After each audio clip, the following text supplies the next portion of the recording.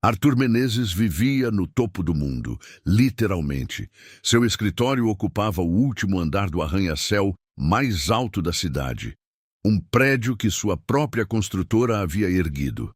Para ele, as pessoas lá embaixo pareciam formigas, insignificantes e substituíveis. Arthur era um homem de hábitos caros, ternos que custavam o preço de um carro popular, sapatos de couro italiano e um relógio de ouro que era sua marca registrada, um símbolo de que seu tempo era mais valioso do que o de qualquer outra pessoa. Seja muito bem-vindo ao canal Quando Ninguém Espera. Existem momentos em que a vida nos coloca exatamente onde precisamos estar, mesmo que seja através de um tombo doloroso. Antes de conhecermos a história de Arthur e Vicente, eu te convido. Inscreva-se no canal e ative o sininho. Aqui, as reviravoltas da vida mostram quem as pessoas são de verdade. Agora, respire fundo e acompanhe comigo. Naquela segunda-feira, o destino decidiu pregar uma peça no homem que achava que controlava tudo. O motor de seu carro de luxo morreu no meio de um cruzamento caótico no centro da cidade. Incompetência! Eu pago uma fortuna pela manutenção desse carro, gritou Arthur, a voz ecoando dentro do veículo. Sem paciência para esperar o guincho, ele decidiu que caminharia os 3 quarteirões restantes. Eu não vou perder essa reunião por causa de um parafuso frouxo, resmungou para o motorista, batendo a porta com força. Arthur começou a andar rápido. Sua mente já estava na mesa de negociações, projetando lucros de bilhões. Ele estava tão imerso em seus números que não viu o desnível na calçada antiga. O tropeço foi violento. O estalo no tornozelo foi ouvido por quem passava perto. Arthur desabou.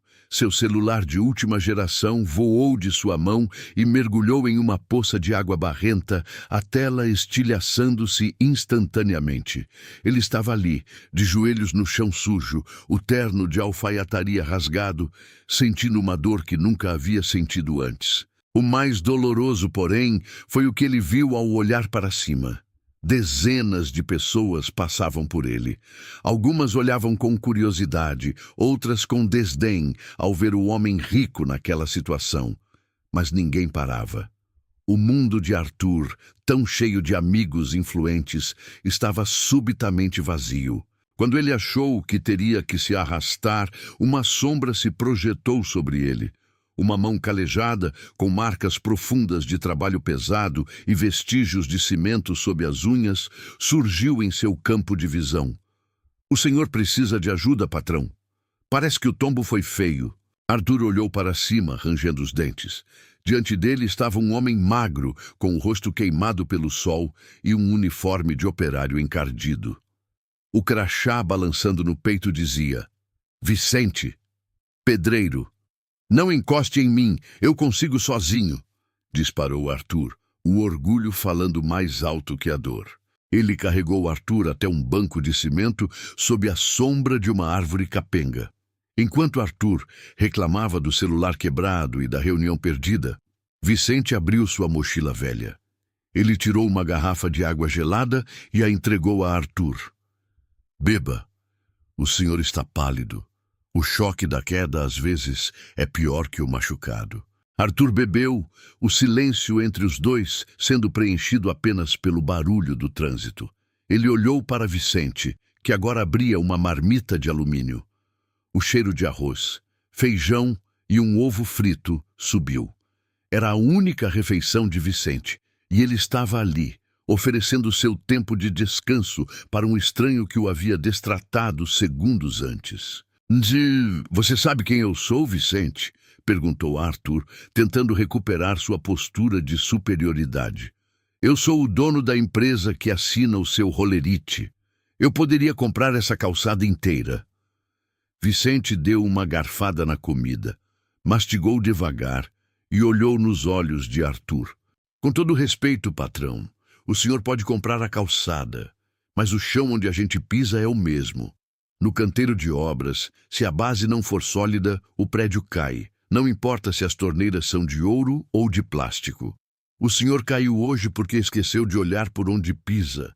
Muita gente lá no topo esquece que o chão ainda existe. Pela primeira vez em décadas, Arthur ficou sem resposta. Ele observou Vicente comer. O operário contou que trabalhava naquela obra específica há 2 anos. Falou que seu filho, o orgulho de sua vida, estava no último ano de engenharia civil. Ele vai ser como o senhor patrão, vai projetar coisas grandes, mas eu digo para ele todo dia: meu filho, não importa o tamanho da ponte que você construir, nunca esqueça de quem carregou o saco de cimento nas costas. Arthur sentiu um nó na garganta. Ele lembrou de seu próprio filho, que morava na Europa e mal atendia suas ligações, a menos que precisasse de dinheiro. Ele olhou para Vicente e percebeu que aquele homem, com sua marmita fria e roupas sujas, era muito mais rico do que ele. Vicente tinha o respeito do filho, tinha paz de espírito e tinha uma humanidade que Arthur havia vendido por ações na Bolsa de Valores. Quando o carro reserva da empresa finalmente apareceu, 2 seguranças desceram apressados para socorrer o chefe. Arthur se levantou com dificuldade. Ele olhou para o relógio de ouro em seu pulso, um objeto que custava mais do que Vicente ganharia em 5 anos de trabalho. Vicente, pegue isso, disse Arthur, desabotoando o relógio. É o mínimo que posso fazer por você ter parado para me ajudar quando ninguém mais parou. Vicente olhou para a joia e sorriu de um jeito que fez Arthur se sentir pequeno. Guarde seu relógio, Sr. Arthur. Eu tenho o meu tempo, e ele não é medido em ouro. Se eu aceitasse isso, minha ajuda teria um preço. E a minha mãe me ensinou que o caráter de um homem é a única coisa que ele leva para o caixão sem precisar de bolso no paletó. Bom trabalho para o senhor. Vicente fechou sua marmita, colocou a mochila nas costas e atravessou a rua em direção ao canteiro de obras, misturando-se aos outros operários. Arthur entrou no carro em silêncio.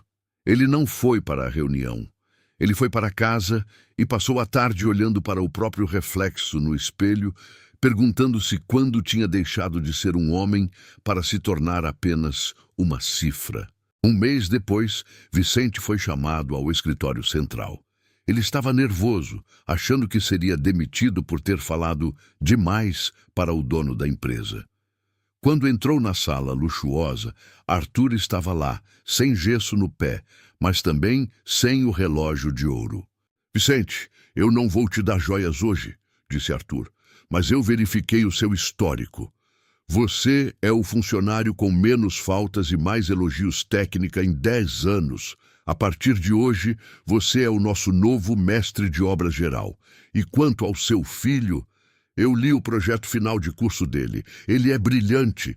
Ele começa como engenheiro trainee na minha equipe pessoal amanhã. Vicente chorou. Não pelo dinheiro, mas pelo reconhecimento. Arthur aprendeu que a vida é como uma construção. Você pode investir milhões no acabamento, mas se o caráter não for o alicerce, tudo desmorona no primeiro tropeço. Porque quando ninguém espera, a vida te joga no chão apenas para te mostrar que quem está lá embaixo pode ter a visão mais clara de onde o céu realmente começa.